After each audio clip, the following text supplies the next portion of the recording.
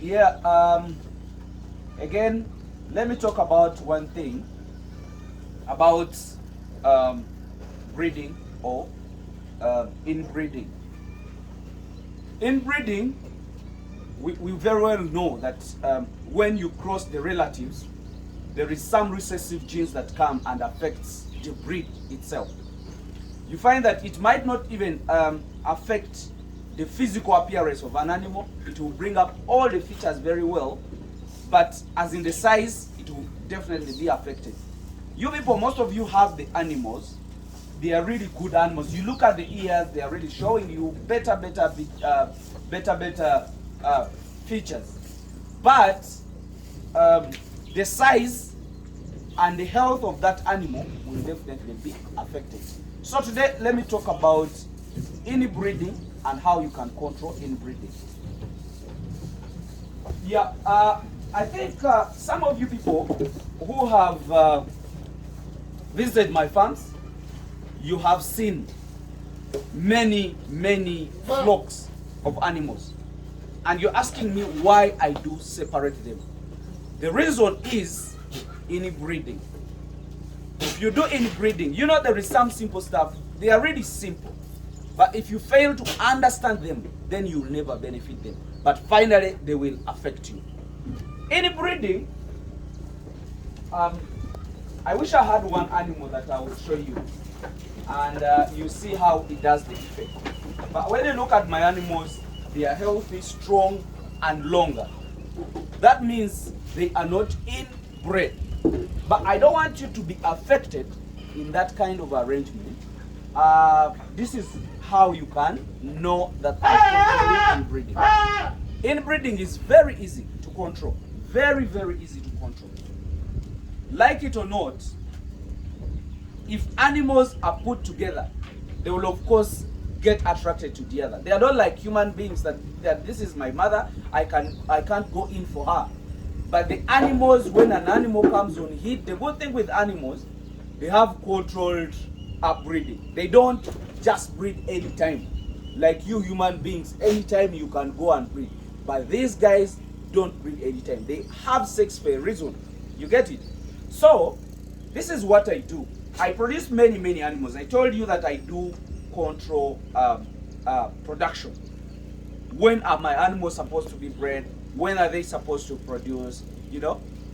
And that means I will have a group of animals being produced together. In that group, we shall find the males and the females.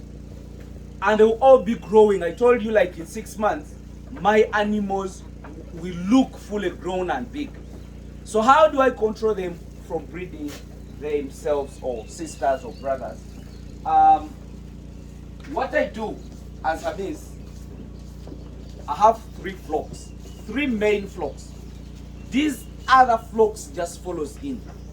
But the 3 main flocks, one is the main mother flock. In the main mother flock, I keep the father there for the years I want. Most of you people tell me, Hamiisi, if I buy a male, when am I supposed to remove it? I might even say you can keep that male till when you want it to be slaughtered or to be. It can even stay in the flock for years. But if you assure me that that animal will not be in contact with the daughters, how do we do, or what do we do for the daughters? When I produce, let's say this is my savannah flock, I think you can very well see it. We always remove the daughters, or the daughters, we wean them. Weaning means separating of the mothers, or the kids from the mothers. We wean them at 3 months, because that's when an animal starts to disturb, most of the males. The females can be bred. Actually, I got one of my kids came on heat in 4 months or 5 months, which is very dangerous. You get it? So I remove the kids, those that are those that have made 3 months. I remove them. Then I take them to the winners section. I have 3 sections. I have the male section, I have the winners section, and I even have the main mother flock. So that doesn't mean that I only have 3 flocks. Me, I have over 5. Because I keep on separating more. The locals are supposed to be kept alone. The winners are supposed to be kept alone. The boas are supposed to be kept alone. The savannas are supposed to be kept alone. Even the males. But for the males, it doesn't matter. You can mix the male boas and the male savannas. Because for them, they cannot cause any harm in the breeding. What we only have to make sure that they are separated are the kids, the female kids or the female winners. You keep them alone. If you want to separate them and say, this is a savanna female winner, do that. This is a boa female winners, separate that. Then introduce another male that is not even related to them to serve them. And then try to do records.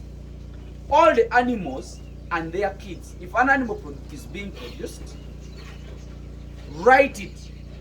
Tag it with the mother's tag number and the possible father. Me, when I always say the possible fathers, people laugh. And they say, Hamiisi, what do you mean the possible father? If this flock I have over 300 goats or 350, and I put, let's say, 4, if I put 6 males in the flock, they are all savannas. They are all going to serve. I cannot ably be there, or even my workers cannot ably be there to identify that this is the goat tag number so and so has been bred by the tag number so and so of the male. So that's why whichever kid that is produced here, I cannot allow a father that has been here to serve it. I have to separate it, and then I write the possible fathers as above the 6 that are in that flock. So I get some other male to serve my daughters or the offsprings that have been produced. Then the males, the brothers, those are the ones I sell off. Those are the brothers, I sell them off. So if a person buys, let's say the offsprings from here, the females, I look at the records. You get? This comes from which flock? And then the males, most of the time, the males that I keep with me, I get them from my other farm, then I bring it here. Because the fathers are not related. So I make sure that I get different fathers. So I keep swapping them or I keep rotating them. So my kids, the female kids, are supposed to be bred by other male. You get it? But that other male, if that other male has bred my daughters, the kids or the grandies, even if the grand serves it, it doesn't have effect. But what has the effect is the direct serving of the daughters. So I think you understand that. Have the main flock, have the female winners section, have the male winners section. There you are sure that I have control in breeding. Know which animals are supposed to serve where. Let's say most of the males. Which animals are supposed to serve in that flock.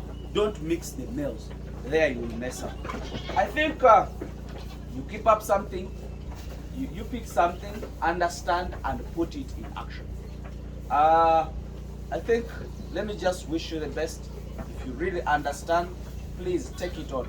It is not hard to control in breeding. It is very easy. And for sure, some of you say that constructing of those houses might be a problem. A house might be of the same kind, but you can separate. Let's say you only have this area, and you know, if you're doing zero grazing, let's say, it is very easy. If I separate here a house and a flock and an exercising yard, that is already another flock. Even if I put animals there, they cannot cross to come here. So I can separate my house into 3 pieces that I want to do.